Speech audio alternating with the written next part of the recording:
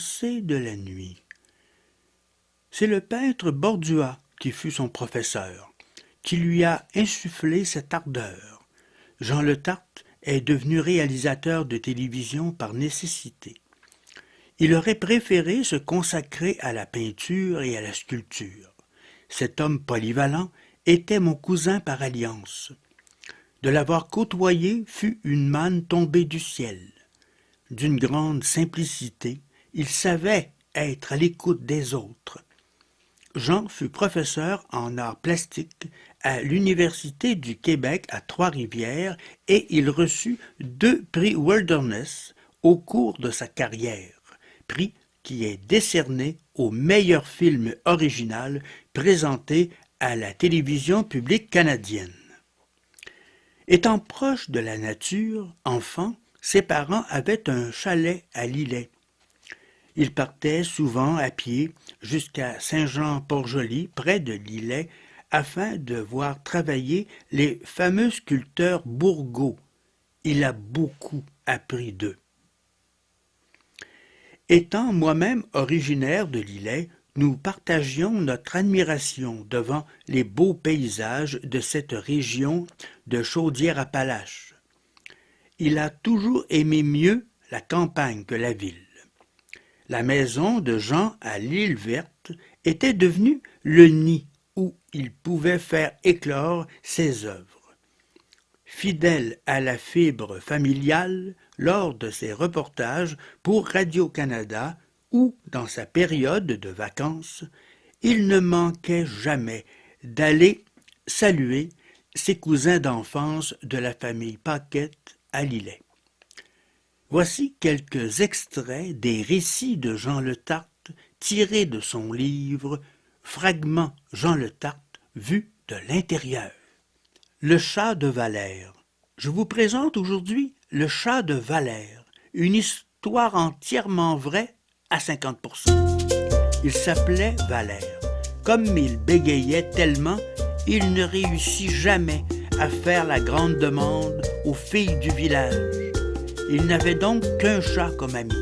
Désespéré, il avait fait le tour du monde à bord de bateaux de marchandises et chaque soir, il priait le dieu Éole, maître du vent, de lui donner une voix à la Clark Gable.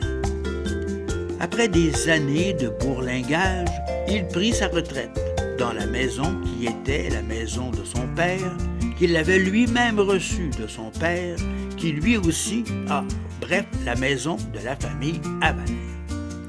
Il y vécut des années, coincé entre la mer et une énorme pile de journaux qu'il conservait, espérant les relire un jour.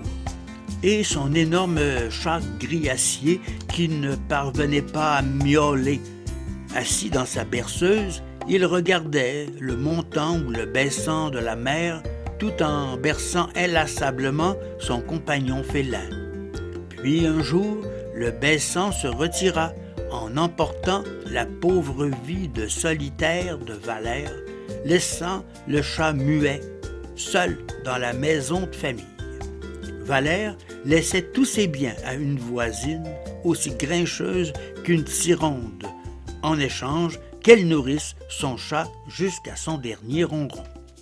Alors seulement, la grincheuse pourrait prendre possession des biens de Valère et habiter la maison. Pendant des années, matin et soir, la grincheuse alla donner à manger au minou gris de Valère, espérant sans doute que celui-ci trépasse au plus vite. Un jour, la maison passa au feu. On ne sut jamais si le chat s'en était tiré vivant et on ne le revit jamais. Ne pouvant prouver la mort du félin muet, désespérée, la grincheuse perdit l'esprit et l'héritage de Valère. Elle fut enfermée dans une résidence pour vieilles grincheuses. La maison du chat de Valère a été reconstruite par un avocat riche et célèbre qui ne comprendra pas pourquoi il y avait des graffinures sur la poignée de la porte de la maison et que certains soirs de brume, on pouvait voir briller des yeux félins dans la lumière pivotante du petit phare. Monsieur Fafard. microscopique bicoque du vendeur de lapins, dire bonjour à Monsieur Fafard, c'était comme donner du soleil à une fleur. Il vivait dans une maisonnette tellement petite qu'elle n'avait pas d'adresse. Il vous voyait sa femme, qu'il appelait tendrement femme. Il élevait des lapins et nous les vendait 25 sous pièce. Jeune homme, veuillez maintenant vous retirer, nous allons procéder aux grandes œuvres. Puis, sans jamais savoir comment il faisait pour oxyre l'animal, il nous le ramenait mort raide et enveloppé dans le journal du jour. La tête d'un lapin mort sur la photo de Maurice Richard restera longtemps une énigme pour moi. 1 heure plus tard, s'étalait au soleil une nouvelle peau de lapin, mais renversée, tendue sur une planche. Madame Femme en faisait de jolies pantoufles pour bébé. Aujourd'hui, la demeure est toujours sans adresse. Elle sourit encore aux enfants de toutes ses fenêtres et de sa cheminée minuscule. Bonjour, Monsieur Fafard, et je vous embrasse, femme. Vous avez entendu ce soir quelques extraits des récits de Jean Le Tartre, tirés de son livre « Fragments Jean Le Tartre, vu de l'intérieur ». Texte de présentation, lecteur, montage et réalisation, Carole Gagnon, de Hameaux Découverts à Québec, qui tient à remercier sa conjointe, Monique Trampe, pour m'avoir permis d'utiliser les écrits de Jean, de même que les photos de ses toiles. Cette série a été produite en collaboration avec cliqueportneuf.tv.